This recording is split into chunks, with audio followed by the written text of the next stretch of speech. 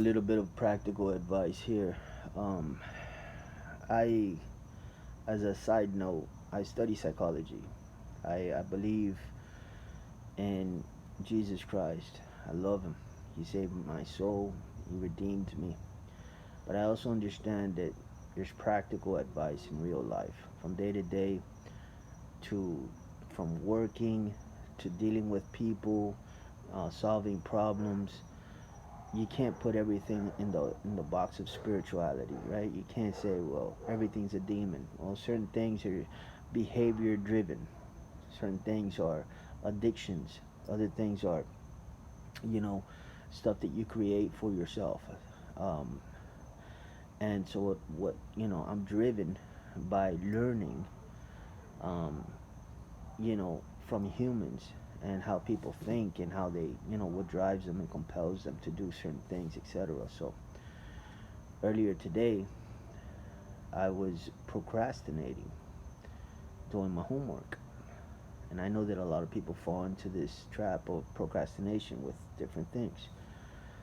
And I wanted to give you guys a useful tip, a useful tool to use when you have to do something, but you're pushing it off. And what I used and what helped me.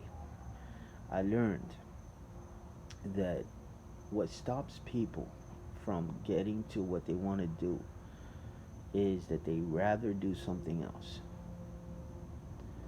So whatever that something else is the problem. They rather watch TV, do social media. They rather whatever it is. So they have something pending, but in their mind, they're thinking about that something else that they rather do. Well, you have the solution. The solution is, if you know you what I told myself earlier today was, okay, I'm outside right now and I'm enjoying the quietness, the peace, and I'm here. And so every now and again my mind will tell me, go inside, get on your phone, watch watch garbage social media, right? Because it does give you a buzz, doesn't it? It gives you uh, the psychology would call it stimuli, stimulates you. It's like a positive reinforcement, but that's why people do it, because it feeds you endorphins. And the people that created the social media, they I don't this is a side note, they studied um,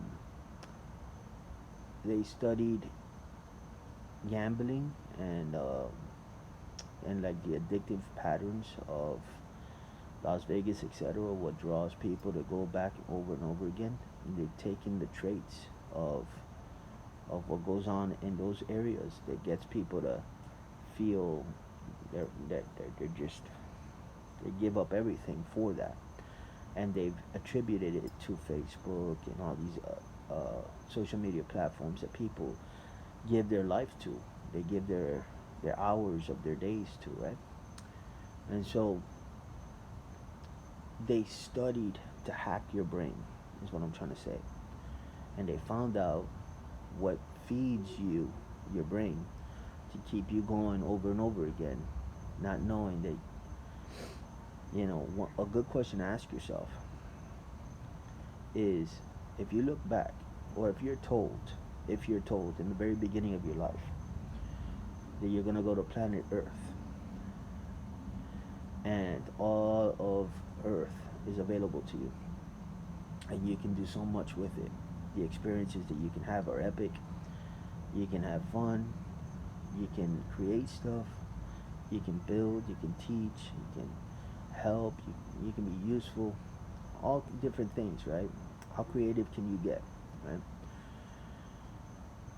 And if you're told in the beginning of your life that it's almost like a pre-trial of telling you, we looked into your life before you ever lived it, and what we saw that you lived your life, you spent most of your life looking at a screen.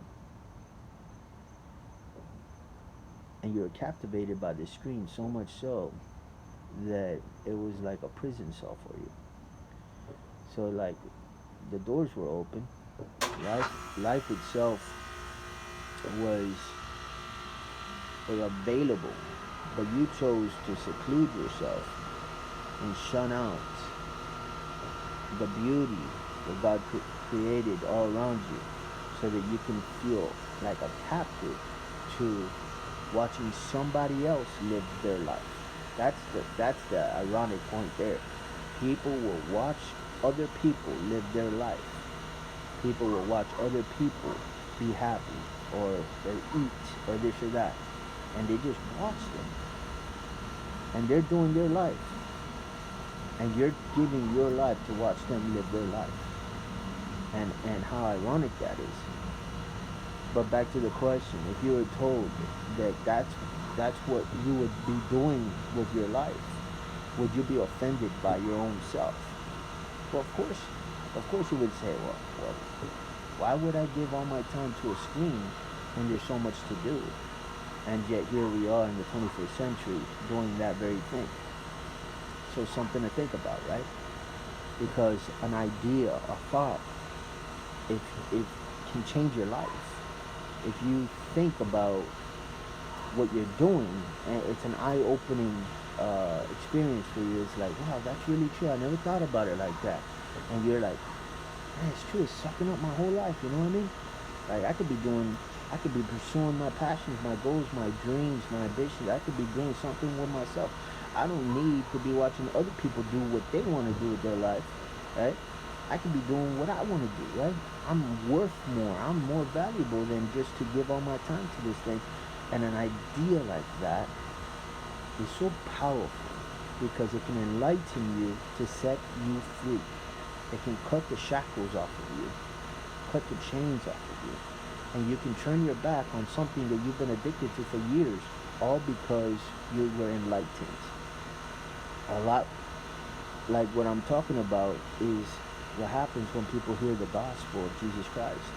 When they hear that Jesus Christ died for them and rose from the dead, if you preach it the way Jesus preached it, in terms of when he was talking to his disciples and to everybody was activated to the core. They would go days without food because they didn't want to miss a beat of what Jesus was saying. Now, Jesus spoke different than the pastors today, the preachers today. A lot of preachers and pastors water down the word of God today. And so people have been sold a gospel that is not the authentic version of what Jesus preached. And so no wonder people are not that interested, because it's become lukewarm. It's become watered down. It's become a version of kind of like what Satan did in the Garden of Eden. Took a little bit of truth, mixed it with a lie, mashed it together and fed it to Eve. This is what we have in today's generation. There's no fear of God. There's no reverence of God. There's the passion and the love that they should have in their hearts, burning for the Lord. It's replaced with, what can God do for me? As if God is your butler, Santa Claus, or a genie. Big problem. And people are not at fault. It's just that the preachers in today's generation don't have the fear of God in their hearts.